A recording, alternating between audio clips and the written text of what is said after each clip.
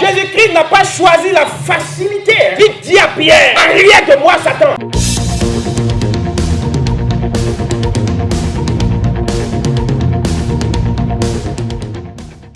Arrière, Satan. Arrière, Satan.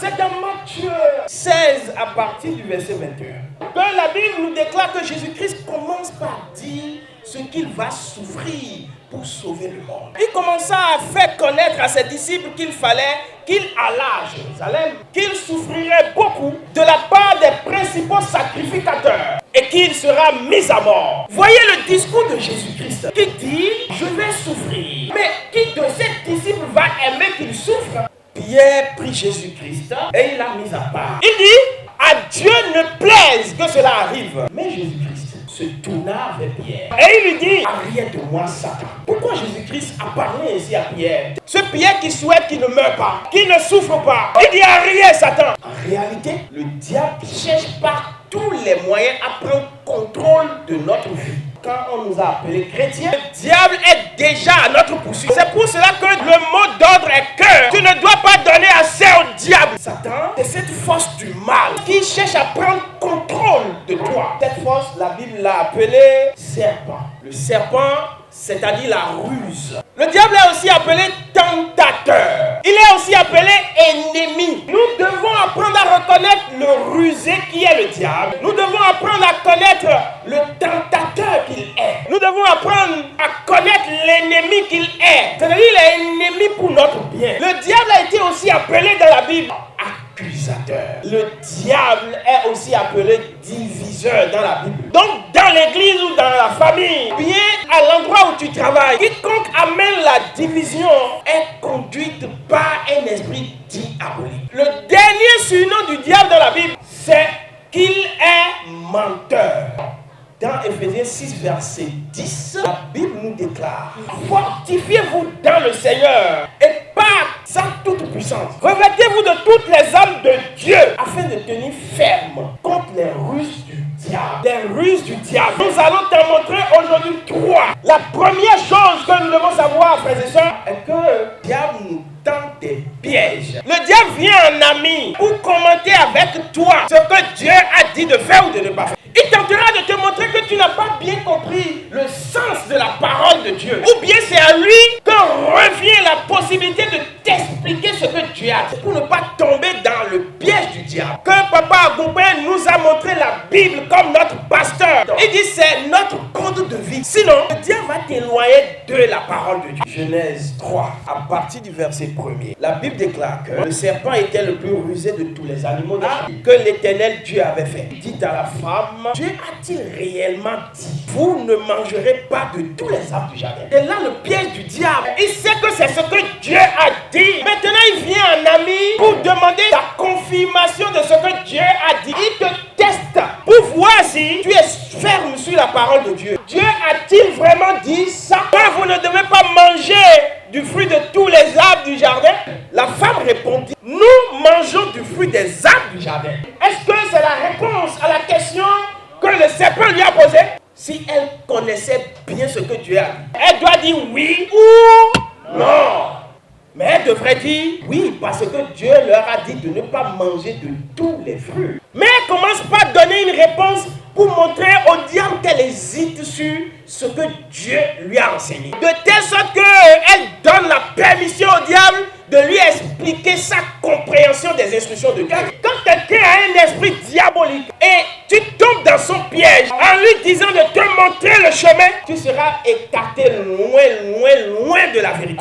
Dès que la femme a pris du fruit, elle en a mangé, elle a vu qu'elle était encore debout. Ah, donc le diable dit la vérité. Elle en donne à son mari. Ne vous permettez jamais de discuter avec le diable sur les préceptes de Dieu. C'est ce que le diable a fait. Et Adam et Ève, qui étaient bien dans le jardin d'Éden, ils ont commencé par avoir honte d'eux-mêmes. Donc tout ce que la voix intérieure en toi va te dire de faire, et quand tu le fais, toi-même tu ne peux pas témoigner de ça. Ne fais pas. Reconnais ça comme un piège du diable. Il faut savoir que le diable veut t'empêcher de rentrer dans ta gloire. Jésus-Christ a reconnu ce piège du diable. Quand Pierre lui a dit, tu ne mourras pas. Or lui, il sait que la parole que son père lui a donnée, c'est qu'il doit mourir et que quand il sera à la croix, c'est dans cette élévation que le salut viendra pour lui. Donc nous ne devons pas négocier avec Satan pour qu'il nous fasse croire le contraire de ce que Dieu a dit. Beaucoup de personnes, Dieu a dit dans la vie qu'ils doivent traverser des épreuves. Et comme ils ne veulent pas traverser ces épreuves, ils ont commencé par courir de pasteur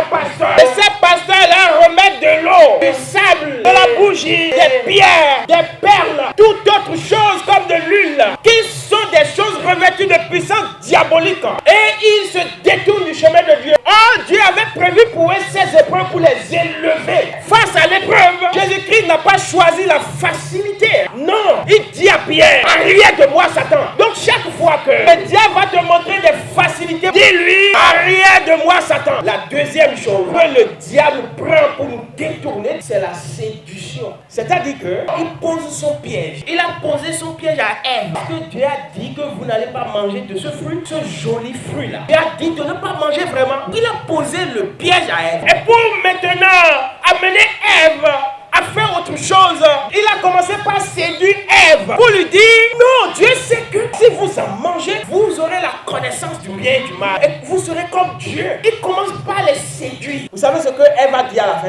Ève a dit dans Genèse 3, verset 13, le diable m'a séduit. Et j'en ai mangé. Si vous êtes face à la séduction du diable, vous devez reconnaître cette séduction-là. Le diable, pour nous séduire, il prend ce qui est vrai et il met ça devant. Mais il a son objectif qui est derrière. Matthieu 4, partie du verset 1er. La Bible dit que Jésus fut mené dans le désert et que le diable l'a tenté. Le diable s'est approché de lui et dit, si tu es fils de Dieu, donne ces pierres pour qu'ils deviennent du pain. C'est une évidence. Si Jésus veut, les pierres vont devenir du pain. Il lui dit de faire une chose simple. Mais l'objectif, c'est de prendre contrôle de la vie de Jésus et d'être celui qui lui donne des ordres. Ce n'est pas à lui de dire à Jésus-Christ ça. Tu as faim, prends les pierres, transforme ça en pain et mange. Le diable ne doit pas être celui qui vous donne des ordres. Si tu permets ça, le diable va t'amener loin de tes objectifs. C'est pour cela que même au moment où Jésus-Christ avait faim, il dit au diable, il est écrit, l'homme ne vivra pas de pain seulement, mais de la parole de Dieu. Le diable est en train de dire à Jésus-Christ, maintenant que tu as réfléchi à l'œuvre que ton Père t'a confiée, la meilleure manière, c'est de commencer par faire de grands miracles. Le même Jésus-Christ qui a fabriqué du pain pour 5000 hommes, il dit au diable, l'homme vit aussi de la parole de Dieu, et non uniquement de la nourriture. Parce qu'il savait que le diable était venu pour ruser. Ne fais jamais ce que le diable te demande de faire. Le diable est un menteur. Même s'il nous rappelle des choses qui sont dans la Bible, et il nous en donne son interprétation, il sait pourquoi il le fait. Le diable a dit à Jésus, si tu t'agenouilles, madame, je te donnerai tout ce qui est dans ce monde-là. La gloire, je te donnerai ça. Est-ce que c'est la vérité? Notre Seigneur dit dans le livre de Agé, l'or et l'argent m'appartiennent. Mais le diable vient dire au Fils de Dieu, quand tu vas te prosterner à moi, tu auras l'or et l'argent. C'est fou. C'est un grand mensonge. Car c'est la bénédiction de l'Éternel qui enrichit. Les autres richesses sont éphémères. Quand Satan dit, je te donnerai toutes ces choses si tu te prosternes, Jésus lui dit, retire-toi Satan. Retire-toi Satan. C'est pour cela que nous disons ce matin, arrière Satan.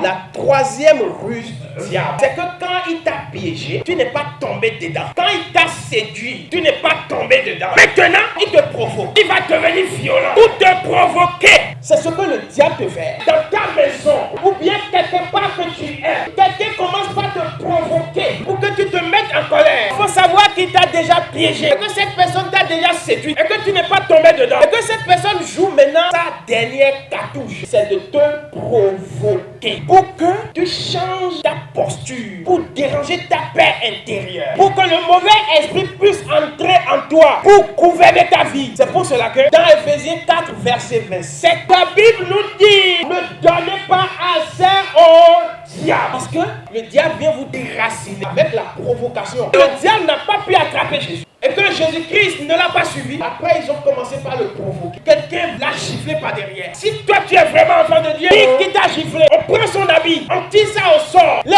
gens qui veulent vous attirer dans de mauvaises choses, si vous ne les suivez pas, ils vont commencer par être violents envers vous. Ils vont mal parler de vous. Partout quand il y a vos intérêts, ils vont vouloir détruire ça. Quand ce moment approche, il faut savoir que le moment où Dieu veut t'élever est arrivé. Que ton heure de gloire sonne et qu'il te suffit de dire, arrière Satan.